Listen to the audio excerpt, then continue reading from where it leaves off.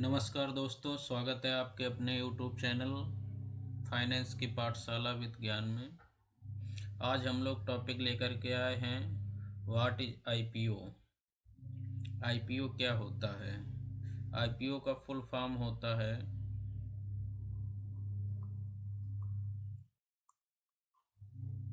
Initial public offer. अब कोई company IPO लाती क्यों है? आईपीओ लाने के पीछे किसी कंपनी की कई वजह हो सकती हैं। जैसे वह कंपनी अपना बिजनेस को बढ़ाना चाह रही होगी, या न्यू फर्म लगाना चाह रही होगी, या मशीनरी खरीदना चाह रही होगी, या जो उसने कर्जे ले रखे हैं उसको ख़त्म करना चाह रही होगी। कई ऑब्जेक्ट कंपनी के हो सकते हैं। आईपीओ वह कंपनी लाती हैं जो कि NSC, national stock exchange, BSc, Bombay stock exchange में लिस्टेड नहीं होती हैं। तो आप लोग समझ गए होंगे कि आईपीओ का फुल फॉर्म क्या होता है और आईपीओ कोई कंपनी क्यों लाती है। आईपीओ लाने के लिए एक कारण और भी होता है कि जब कोई कंपनी अपना बिजनेस बढ़ाते हुए पब्लिक को भी अपने बिजनेस में शामिल करना चाहती है, तो वह कंपनी अपने बिजनेस में शामिल करने के लिए अपने शेयर पब्लिक को बेचती है, और बेच करके जो प्रॉफिट कंपनी कर रही है उसका हिस्सेदार पब्लिक को भी बनाती है। इसलिए कंपनी आईपीओ लाती है। अब हम देखेंगे कि how made share by a company for public. जब कोई कंपनी आईपीओ लाती है तो उससे पहले कंपनी अपने शेयर बनाती है, जो कि कंपनी के प्रोमोटर्स मतलब इससे जिन लोगों ने कंपनी मिलकर के उस कंपनी को बनाया है उन्हें प्रोमोटर कहते हैं। मान लो है कोई कंपनी है 1,000 रुपये की, तो यदि अकेले व्यक्ति होगा तो वह इंडिविजुअल हो जाएगी कंपनी, और उसमें हिस्सेदार मान लो 1,000 रुपये कंपनी बिजनेस शुरू करना है और 1,000 किसी एक व्यक्ति के पास नहीं है, तो वह क्या करेगी, दो या दो से अधिक 3, 4, 5 व्यक्तियों से 1,000 रुपये में से मान लीजिए 4 व्यक्तियों से लेंगे तो 250-250 रुपये लिए और बिजनेस शुरू कर दिया। तो जो 4 व्यक्ति थे उनको हम क्या कहेंगे, प्रमोटर्स। रुपये 100 रुपये। लेकिन अब कंपनी करेगी क्या कि अपने शेयर इस प्रकार से जो शेयर बनेगा 1 = 1 रुपये, एक शेयर जो हो जाएगा 1 रुपये का। इससे कंपनी को कोई भी प्रॉफिट नहीं होगा।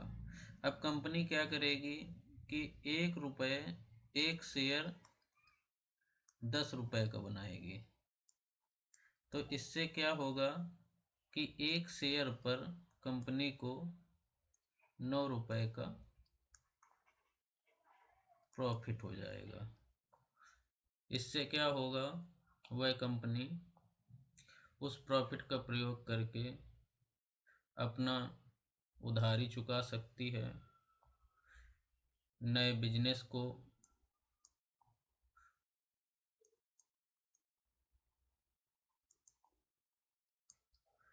नए बिजनेस खोल सकती है, न्यू फर्म या फैक्ट्री बना सकती है, या नई मशीनरी लगा सकती है, या अन्य खर्चों हेतु प्रयोग कर सकती है। इस प्रकार से कंपनी एक शेयर अपनी कंपनी का, जो कि 100 रुपए की वैल्यू की कंपनी थी, उससे जो है कंपनी की वैल्यू बढ़ करके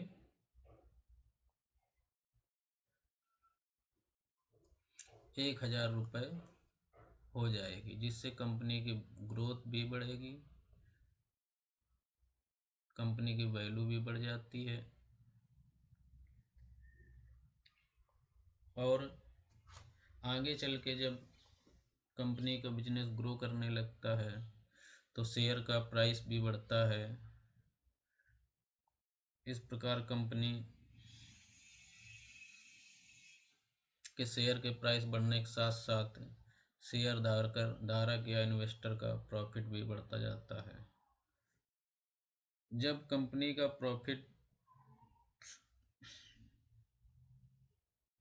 प्रॉफिट में आ जाती है या अधिक प्रॉफिट होता है, तो वो कुछ हिस्सेदारी अपने शेयरधारक को देना चाहती है, जिसे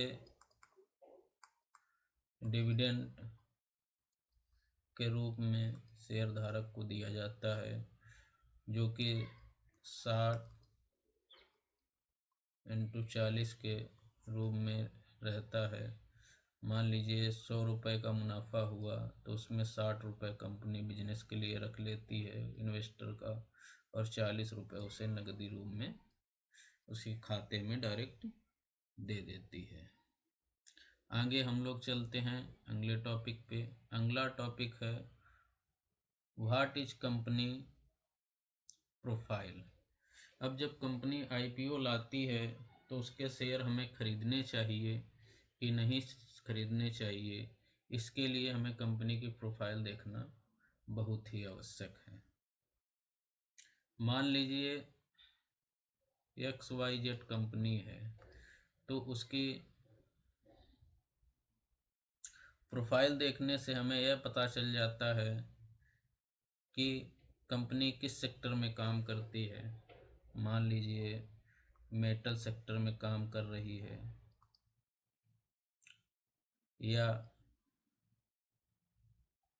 आपकी बैंकिंग सेक्टर में काम कर रही है, या FMCG सेक्टर में काम कर रही है, या एग्रीकल्चर सेक्टर में काम कर रही है, या अन्य सेक्टर में काम कर रही है। जैसे कोई कंपनी है,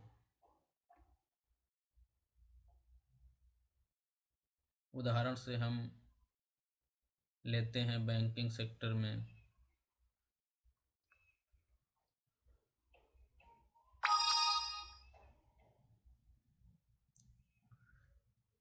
HDFC बैंक है। तो यह बैंक जब आईपीओ लाई होगी तो उस समय इसका प्रोफाइल क्या रहा होगा, क्या करती है यह अपने कस्टमर से जमा करवाती है। इसके अलावा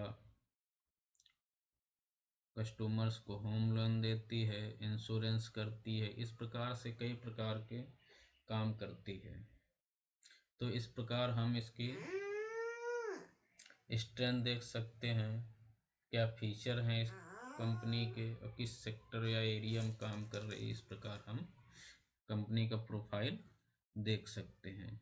इसके लिए आगे चल के हम लोग एक वेबसाइट है आईपीओ वॉच पर चलेंगे, जहाँ पे इसके विषय में विस्तार से जानेंगे। अभी केवल मोटा मोटा आप लोग समझ लीजिए कि होता क्या है आईपीओ। अब जैसा कि पिछले टॉपिक पे हमने डिस्कस किया था, प्रमोटर, कंपनी प्रमोटर। तो कंपनी प्रमोटर्स वो व्यक्ति होते हैं जो कंपनी को प्रारंभ करते हैं। यह एक व्यक्ति भी हो सकता है, दो भी हो सकते हैं, तीन भी, चार भी। ये संख्या में 3, 4, 5 हो सकते हैं। आगे हम लोगों का टॉपिक है कंपनी फाइनेंशियल। Company financial.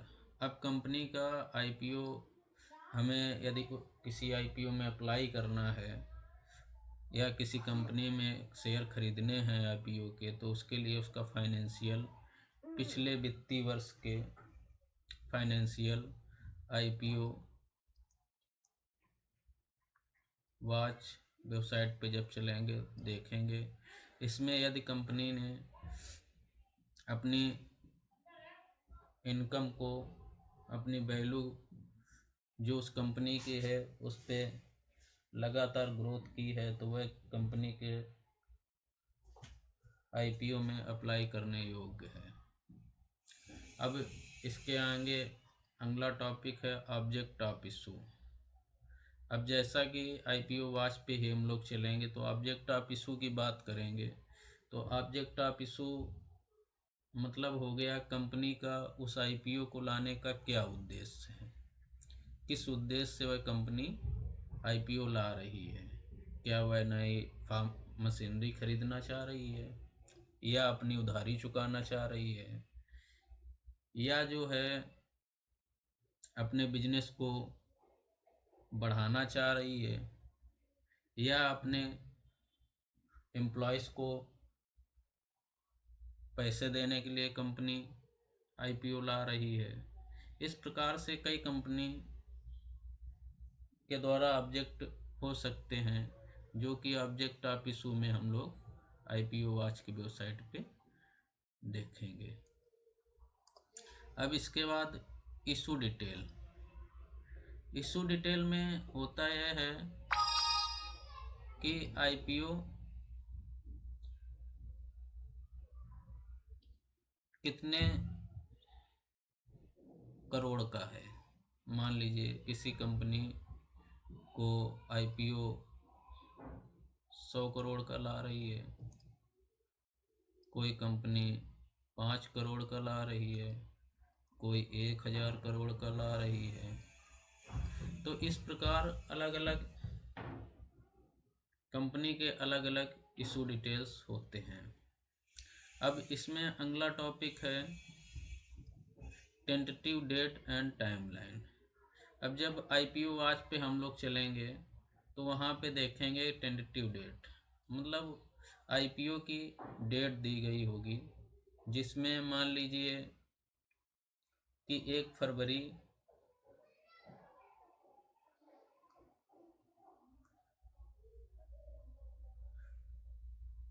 2024 से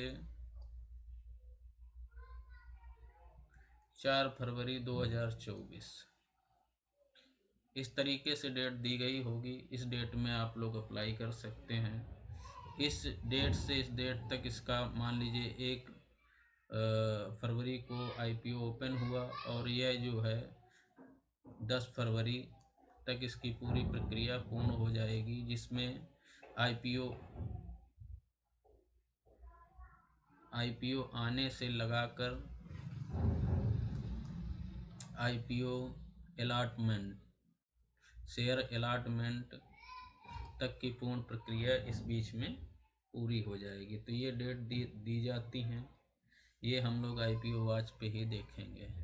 अब इसके बाद जैसा कि अभी तक देखा गया है कि मैक्सिमम 3 डेज का आईपीओ अप्लाई के लिए टाइम रहता है, जिसमें हम डीमैट अकाउंट से आईपीओ अप्लाई कर सकते हैं। यह बहुत ही सिंपल प्रोसेस है। यदि आप लोग हमारे साथ बने रहे तो आगे हम लोग इस पे भी डिस्कस करेंगे। अब सब्सक्रिप्शन स्टेटस में हम लोग देखते हैं कि मान लीजिए आज आईपीओ खुला तो आज सब्सक्रिप्शन स्टेटस शाम को आ जाएगा कि आज के दिन में 1 फरवरी को कितने प्रतिशत QIB ने, कितने प्रतिशत NII ने एंड कितने प्रतिशत रिटेल ने इस आईपीओ में अप्लाई किया है। ये पहले दिन का आ जाएगा, दूसरे दिन का दूसरे दिन, तीसरे दिन का तीसरे दिन का तीसरे दिन। इस प्रकार यह जो है तीनों दिन का सब्सक्रिप्शन स्टेटस आ जाएगा। कोई आईपीओ 100% हो जाता है, कोई 200% हो जाता है। ये गुना में होता है 100 गुना, 200 गुना। इस प्रकार से आईपीओ में सब्सक्रिप्शन स्टेटस वगैरह हम लोग देख सकते हैं।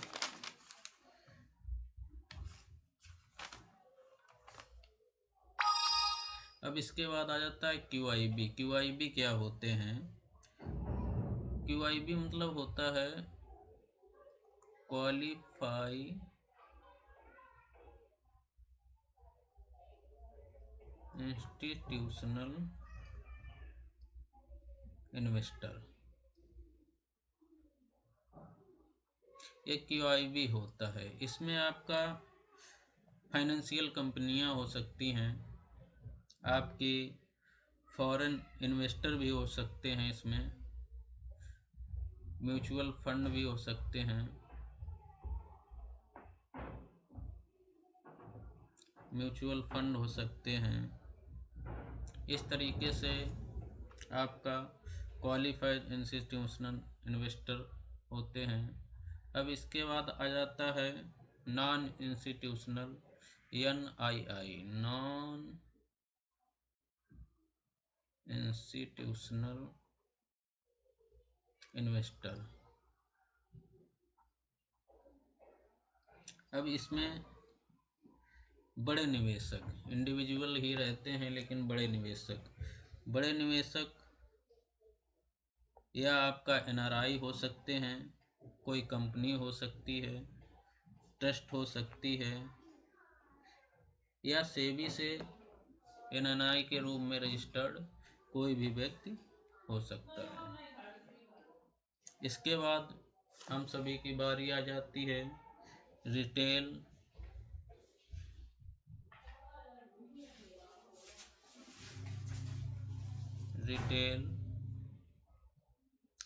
इंडिविजुअल इन्वेस्टर, जिसमें हम सभी लोग आ जाते हैं। इसके बाद जिस कंपनी का आईपीओ आ रहा है उसके लिए भी आईपीओ में कुछ कोटा रखा जाता है, जो कि उस कंपनी में एम्प्लॉय हो